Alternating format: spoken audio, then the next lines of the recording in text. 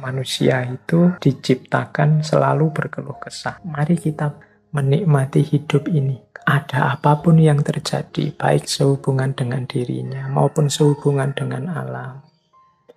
Dia tidak terpengaruh, dia tidak mengeluh, dia tidak komplain protes, tapi pertama-tama dia bisa menikmati, bergembira. Karena sadar, ya itulah alam.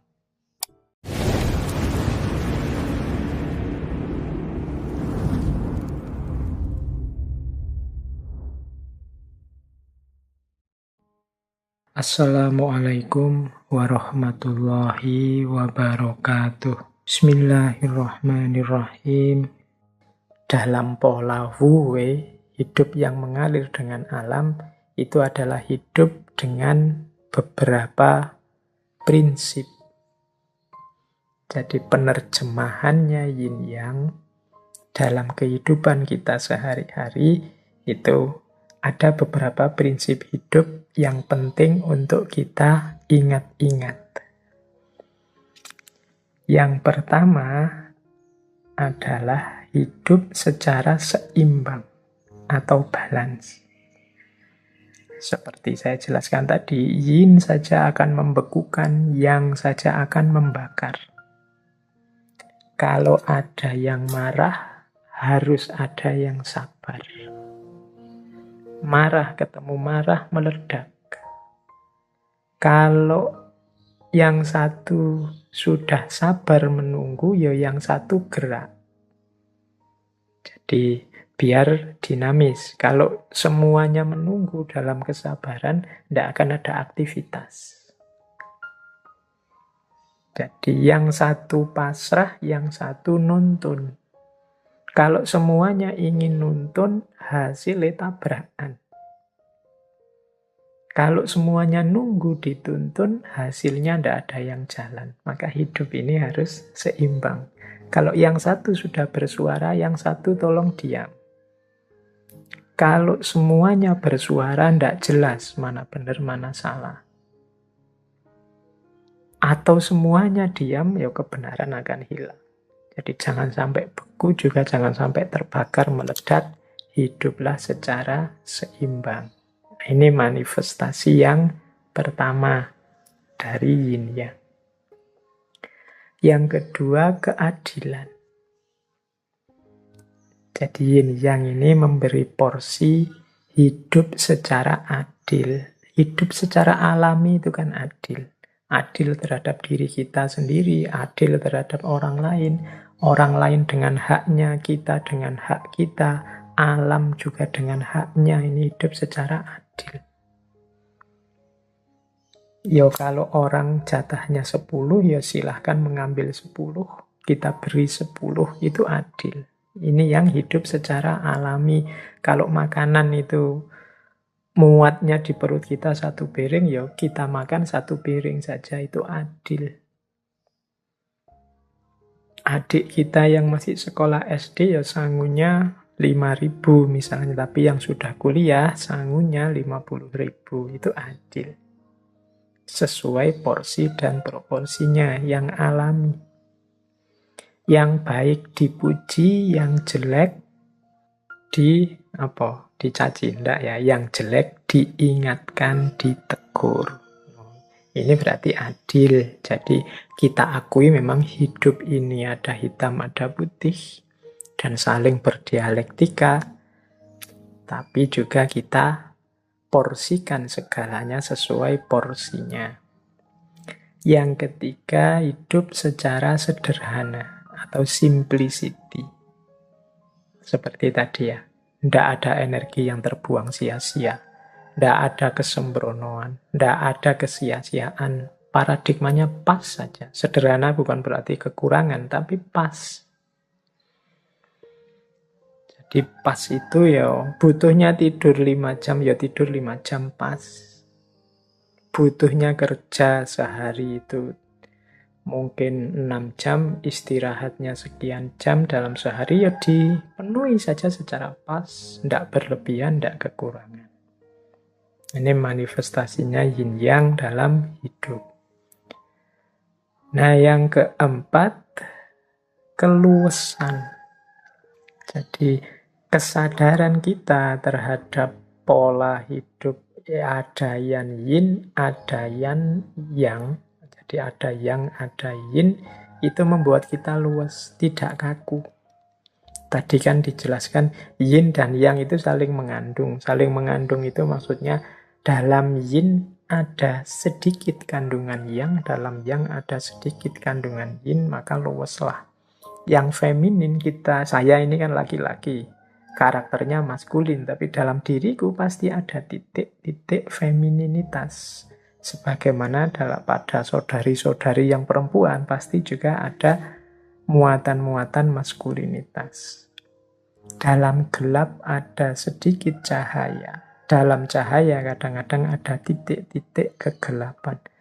Nah, ini karakternya. Makanya di gambarnya yin yang itu kan gambar bulatan putih, setengah bulatan hitam, setengah di tengah-tengah bulatan putih ada titik hitam, di tengah-tengah bulatan hitam ada titik putih. Orang-orang baik, orang-orang soleh, orang-orang suci itu ya tidak kemudian kita artikan sama sekali tidak ada titik hitam. Mereka itu adalah bulatan putih, tapi sebagai manusia pasti pernah khilaf, pernah salah, pernah keliru. Mungkin hanya saja ditutupi Allah, jadi ada titik hitamnya pasti.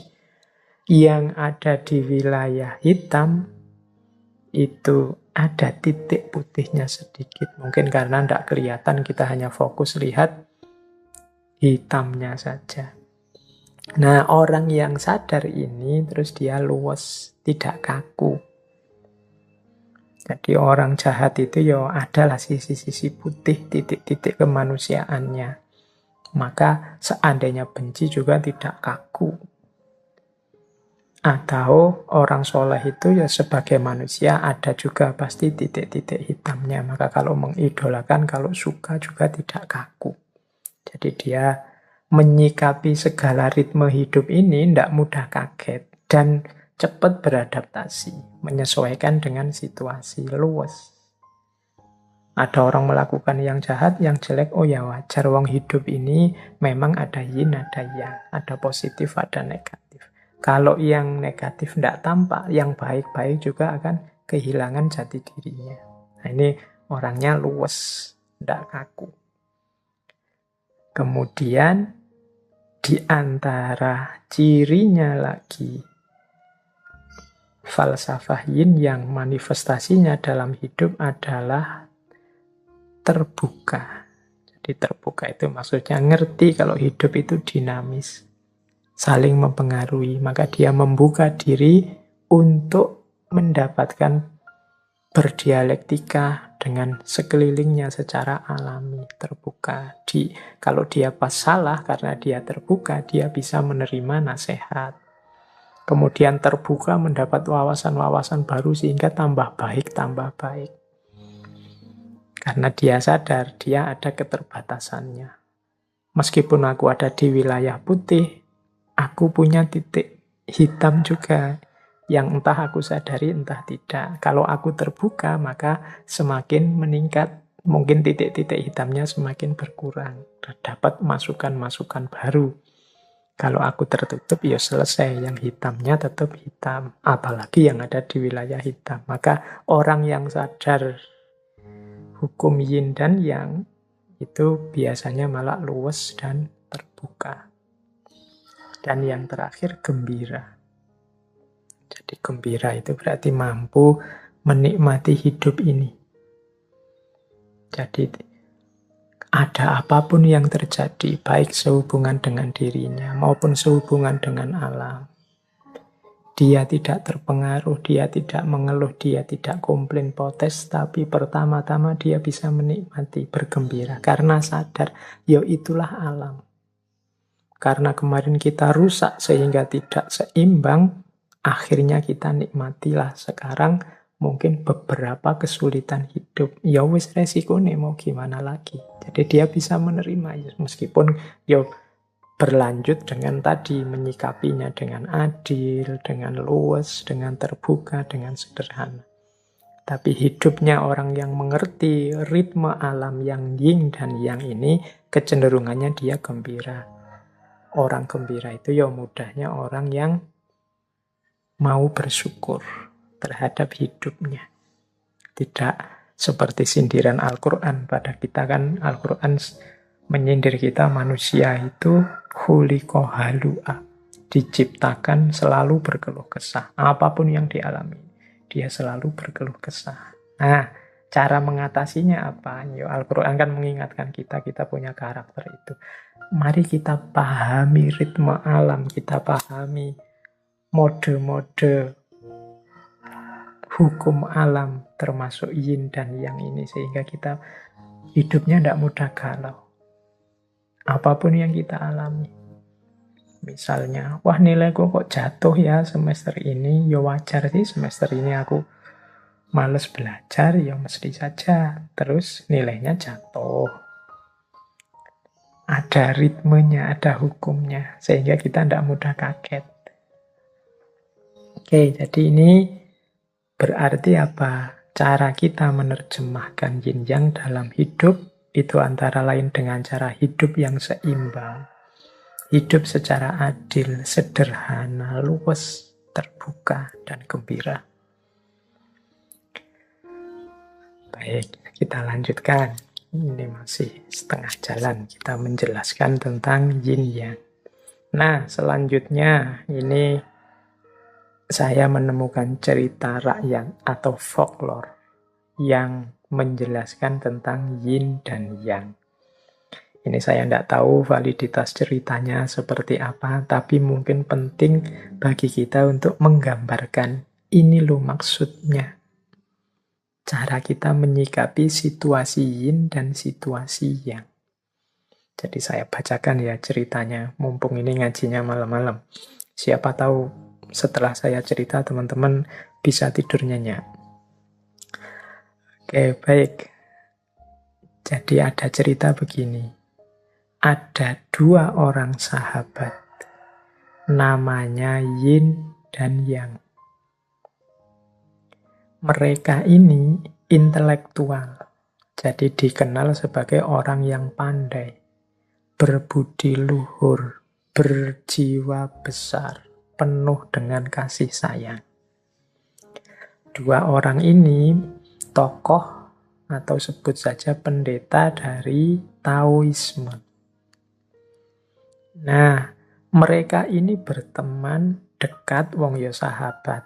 Hanya saja dua orang ini punya pemahaman yang berlawanan terhadap ajaran Taoisme. Yo karena dekat, saling bersahabat, ketika punya pendapat yang kontras, yo mereka terus jadi sering diskusi. Sering beradu pendapat. Siapa yang pemahamannya paling benar. Dan yo karena sama-sama pinter, sama-sama punya argumen, diskusi ini tidak selesai-selesai. Masing-masing kukuh dengan pandangan dan prinsipnya sendiri-sendiri. Sampai dua-duanya sama-sama capek. Terus Yin berkata, kamu itu tidak paham saya. Seandainya engkau adalah aku, tentu engkau bisa paham maksudku yang aku inginkan, yang aku sampaikan. Yang juga terus jawab begitu. Iya, kamu juga tidak ngerti aku sih. Coba kamu jadi aku. Mungkin engkau paham apa yang aku inginkan, apa yang aku maksud. Tapi ya terus gimana ya kita bisa bertukar diri? Nah, akhirnya mereka gini aja lah, kita kan tidak bisa yang yin jadi yang jadi yin. Begini saja. Sekarang kita sepakati. 40 tahun ke depan. Engkau fokus mempelajari ajaranku, katanya yin pada yang. Dan yang juga, jadi yin akan fokus mempelajari ajarannya yang juga fokus mempelajari ajarannya yin. Jadi dibalik. Misalnya yin itu pendapatnya A, maka sekarang yang coba tahun-tahun ke depan fokus mengkaji A saja. Yang juga begitu. Dia fokus mempelajari A-nya Yin, Yin juga mempelajari B-nya Yang. Kalau Yang itu misalnya pendapatnya B. Jadi saling mempelajari. Ini terus diputuskan 40 tahun ya. 40 tahun mungkin cukup lah. Aku ngerti pendapatmu dan kau ngerti pendapatku. Nah, mereka ini karena sudah sepakat sungguh-sungguh, ya mereka terus belajar mendalam. Serius. Selama 40 tahun mereka sungguh-sungguh belajar. Bukan belajar untuk mencari kesalahannya, tapi memang sengaja belajar untuk ngerti maksudnya. Kadang-kadang kan kita kalau sedang ada urusan ingin berdebat atau menjatuhkan pandangan yang lain, kan fokus kita adalah mencari salahnya pendapat yang lawan kita. Tapi ini ndak pakai pola itu, yo belajar apa maksudnya pendapatnya lawannya, yin dan yang ini. Nah, setelah 40 tahun, ini sudah sama-sama tua ini. Mungkin sudah sama-sama sangat kangen. Semula bersahabat, sekarang terpisah 40 tahun untuk mengkaji ajarannya sahabatnya. Nah, begitu 40 tahun, mereka kemudian datang ke tempat yang sudah dijanjikan. Nah, mungkin teman-teman menebaknya, wah ketemu itu sudah langsung diskusi lagi panjang lebar. Ternyata begitu bertemu, mereka hanya saling memandang, saling tersenyum, kemudian saling berpelukan dan berkata, saudaraku, engkau selalu dalam diriku, dan aku ada dalam dirimu.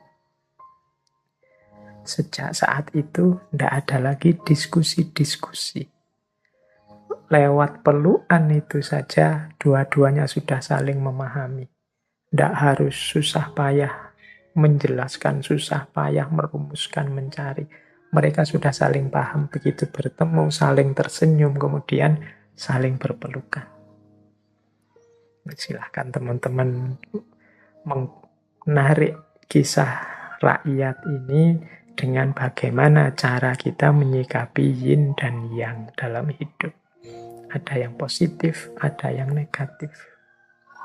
Kalau ingin mencari titik temu, ya tidak mungkin. Wong ini hukum alam, hukum semesta. Yang yin ya biarkan tetap yin, yang biarkan tetap yang. Dua-duanya ini saling butuh dalam identitasnya masing-masing. Dalam yin ada yang, dalam yang ada yin. Kalau dipotong yang, maka yin tidak utuh. Kalau dipotong yin, yang juga tidak utuh. Dua-duanya paham sekarang, aku saling butuh. Dunia ini lengkap ketika aku ada dan dia ada. Nah, ini cara kita menyikapi, mudahnya adalah menyikapi perbedaan. Menyikapi kontras-kontras dalam kehidupan.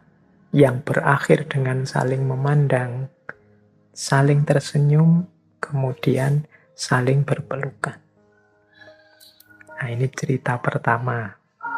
Semoga bisa memudahkan bagaimana cara kita menyikapi yin dan yang dalam kehidupan. Baik, terus saya bawakan satu lagi. Ini juga cerita rakyat yang hubungannya sangat erat dengan yin dan yang. Kesedihan dan kesenangan, kesulitan dan kemudahan. Ternyata tidak sesederhana yang kita rumuskan. Kadang kegembiraan itu ternyata sumber masalah yang menyedihkan. Kadang kesedihan adalah awal dari kebahagiaan. Nah, ada cerita, ini populer sekali. Tentang seorang petani tua yang memelihara kuda. Mungkin di sesi ngaji yang mana pernah saya ceritakan ini. Semoga teman-teman ada yang masih ingat. Ini saya ceritakan pada yang belum pernah dengar atau sudah lupa. Jadi ada seorang petani tua Yang petani tua ini memelihara kuda. Kudanya ini pokoknya kudanya top, sangat baik kualitasnya. Mestinya kuda ini sangat disayang oleh petani ini dan keluarganya. Nah, suatu pagi ternyata kudanya petani tua ini kabur. Lari dari rumah. Oh, ini harusnya berarti berita yang menyedihkan, peristiwa yang menyedihkan. Para tetangganya datang. Terus mereka mengucapkan simpatik. Wah, sampean mengalami nasib yang buruk ya. Turut bela sungkawa misalnya. Nah, terus petani itu jawab, tidak juga, kita lihat saja nanti. Nah, petani ini tenang saja, tidak sedih juga tidak galau, meskipun kudanya lari. Ternyata besoknya kudanya kembali lagi, malah sekarang membawa teman-temannya dari hutan. Wah, sekarang dari hanya punya kuda satu yang bagus, sekarang dia punya beberapa kuda. Wah, yang semula kebahagiaan terus jadi kesedihan, bahagia punya kuda yang bagus, tapi terus sedih karena kudanya hilang, tapi dia tetap tenang. Ya, kita lihat saja nanti. Wah, ketika kudanya kembali lagi, membawa teman-teman kudanya yang lain, kan dia ini untung besar akhirnya. Tetangga-tetangganya datang lagi, wah turut senang Pak. Alhamdulillah sampean sekarang nambah kudanya, beruntung sekali sampean ini. Nah, petaninya jawab, ya kita lihat saja nanti. Jadi senang juga, tidak meledak-ledak, biasa saja. Ya hidup itu memang ada sedihnya, ada senangnya. Paginya, anaknya ini ingin mencoba kuda-kuda yang baru datang tadi. Mungkin anaknya ini gembira, wah ini kudanya banyak, ini coba. Ingin beberapa, ingin dijinakkan. Waktu nyoba menjinakkan kuda, dia malah jatuh. Kakinya terus patah. Wah, ini kan peristiwa yang menyedihkan. Tadinya sudah seneng, kudanya banyak, sekarang malah kakinya anaknya patah gara-gara kuda. Datang lagi tetangganya, wah ini musibah lagi Pak, sampean ini sial lagi nasibnya. Petani itu ya tetap tenang saja, ya kita lihat saja nanti. Jadi dia kaget, tidak terlalu sedih juga tidak, biasa-biasa saja. Nah, besoknya kemudian tiba-tiba datang pasukan kerajaan ke desa itu. Tujuannya apa? Mencari anak-anak muda untuk direkrut jadi pasukan untuk perang. Nah, anaknya petani tadi akhirnya tidak dibawa. Kenapa? Ya kakinya patah. Tidak layak untuk diikutkan perang. Sehingga malah selamat dia. Ini keuntungan kan, wah tetangganya datang lagi ke rumah, wah sampean itu kok hidupnya beruntung terus ya Pak, kok enak terus. Ya petani itu terus bilang, ya kita lihat saja nanti. Dan seterusnya cerita. Ini sebenarnya ini menggambarkan hidup itu ya dinamis, dialektis, kadang seneng, kadang susah, mbok ya kita tanggapi biasa saja. Kadang kesulitan membuahkan kemudahan, kebahagiaan, kesenangan, kadang kesenangan melahirkan kesedihan justru dan seterusnya. Kesenangan punya kuda bagus, ternyata melahirkan kesedihan. Kudanya lari. Sedih karena kudanya lari, ternyata melahirkan kesenangan karena kudanya balik malah bawa teman-teman kudanya yang lain. Senang dapat kuda banyak, ternyata malah kakinya anaknya patah. Sedih karena kakinya anaknya patah. Jadinya malah seneng karena tidak jadi diambil oleh pasukan untuk ikut perang. Ini dinamika hidup. Makanya petani tadi mengajari kita bagaimana kita mengikuti saja ritme hidup, ritme alam. Hidup secara alami saja, luwes saja, fleksibel saja. Hidup itu memang selalu berpasangan, senang, sedih akan selalu begitu. Dan tidak harus ditanggapi dengan berlebihan. Itulah polanya orang hidup, kadang senang, kadang sedih. Baik, semoga sampai di sini semakin bisa tergambar bagaimana cara kita menerjemahkan dua unsur dalam hidup ini, yaitu yin dan yang.